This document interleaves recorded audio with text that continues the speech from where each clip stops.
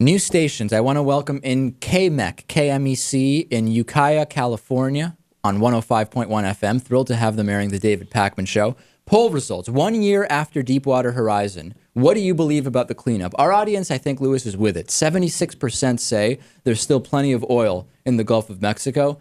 That's my position. Investigative journalist Greg Palast told us the same last week. 76%. New poll on davidpakman.com. Will Obama releasing his birth certificate actually end the birther nonsense? If you heard the beginning of the show, you know I don't think so. And now let's get to voicemails. 219-2 P. I got an incredibly profane and angry voicemail from a woman who at least is familiar enough with the show to know who Lewis is. I'll just play it for you, and we've had to censor it because it is very vulgar. Honestly, your show is horrible. The only reason why I watch it is because I find your stupidity so fascinating, and I can't turn away because it's like watching a train wreck. I literally cannot stand you, and I can't decide who's worse, you and that Lewis guy. The whole show is an embarrassment.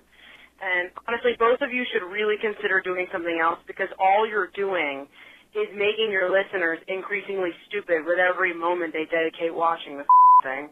Peace out, asshole. So one listener incredibly angry. Whoa.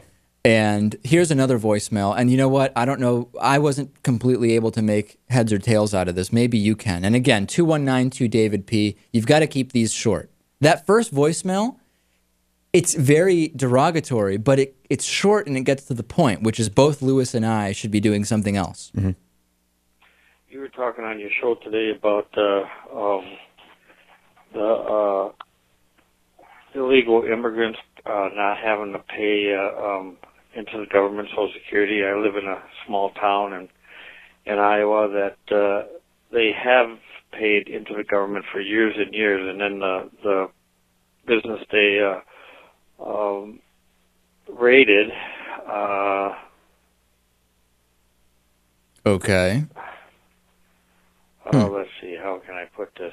The business they raided, they got rid of all the immigrants, illegal immigrants, even though the government was and knew they were taking money from the illegal immigrants with false. All right, what do you make of that, Lewis? I think the point is that some illegals do pay into the system, and that the government took their money knowingly, is what this guy's saying.